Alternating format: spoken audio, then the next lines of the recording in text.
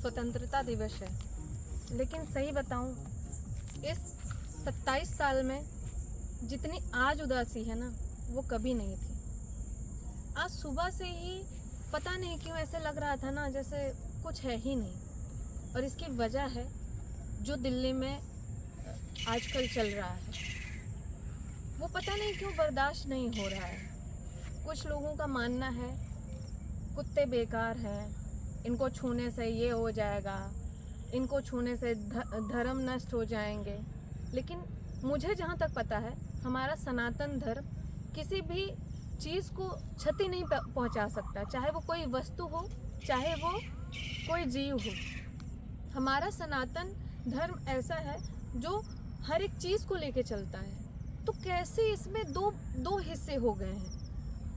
एक वो कि गौ माता की पूजा करो, उनको नहीं बचा पा रहे हो। दूसरा वो कुत्ता छू लेगा तो तुम कभी स्वर्ग नहीं जा पाओगे। ये कैसी अफवाहें हैं? जैसे कि हम लोग ने देखा है कि लोग कहते हैं कि रेबीज़ हो जाएगा, रेबीज़ हो जाएगा। मैं आप लोग को दिखाना चाहता हूँ, मतलब मेरे को डॉग ने यहाँ पे काटा है और मैंने कोई भी रेबीज़ का इंजेक्शन नहीं लिया है। उसके बाद भी मैं यहाँ खड़ा हूँ और अभी नहीं काटा है। ये मेरे को काटे हुए अराउंड 3 महीने 4 महीने हो गए हैं। ऐसा माना जाता है कि 3-4 महीने बाद या फिर 1 हफ्ते से शुरू हो जाता है उसका इन्फेक्शन। अभी तक मेरे को कुछ भी नहीं हुआ है और ये तो एक निशान है। ऐसे कितनों बार मुझे डॉग ने बाइट किया है एंड आई एम स्टिल, मतलब जिसके दिमाग में जो भी है, मानता हूँ कि रेबीज़ होता है, बट हाँ, जिन में इन्फेक्शन होता है सिर्फ उन्हीं के काटने से कुछ भी होता है।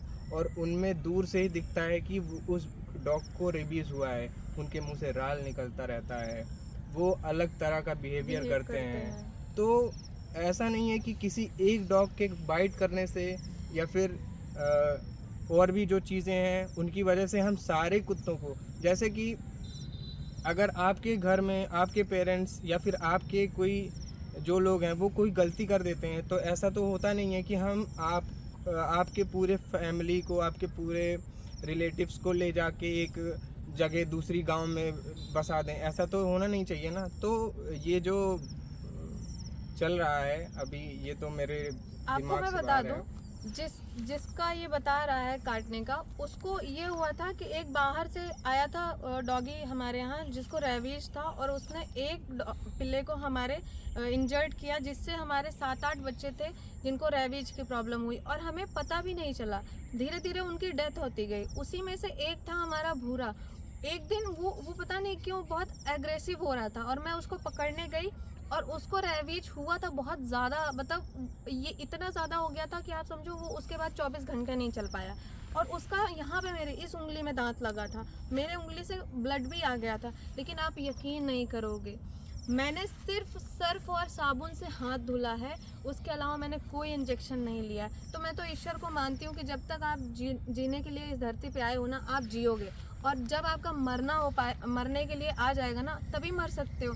ऐसे नहीं मर सकते। कितने खतरनाक एक्सीडेंट होते हैं और लोग बच के चले आते हैं, उनको कुछ नहीं होता है, और जिसकी मौत होती है उसको ज़रा सा चोट लगता है, वो मर जाता है। तो ऐसी चीज़ें जब आप अपनी नज़रों से देख रहे हैं, तो इतना बड़ा अन्याय और अत्याचार करने के लिए कैसे सोच सकते हैं? मुझे तो यही नहीं समझ में आ पा रहा है। और हम लोग रेगुलर ही जानवरों के बीच में रहते हैं। अगर आप डॉक्टरों से बात करने जाएंगे ना, तो रेबीज किसी ऐसे नहीं है कि सिर्फ डॉग में ही होता है, रेबीज ऐसे कई सारे जीवों में होता है। तो क्या करेंगे आप? डॉग को खत्म करने के बाद बाकी सारे जीवों को भी लाइन में ला देंगे? अभी तो सिर्फ ये दिल्ली में चल रहा है और सिर्फ डॉग के लिए चल रहा है। आने वाले समय में अभी देखा जाए तो इतने ज़्यादा डेथ्स जो हैं इंडिया के विलेजेस में स्नैक बाइट से होती हैं, उस पर कोई भी जागरूकता नहीं चलाया जा रहा है, या फिर कोई एडवर्टीजमेंट या फिर कुछ भी कि जिससे कि लोग जागरूक हो सकें कि उनको झाड़ फूक की जगह पे उनको हॉस्पिटल जाना चाहिए फॉर द एंटी वेनम।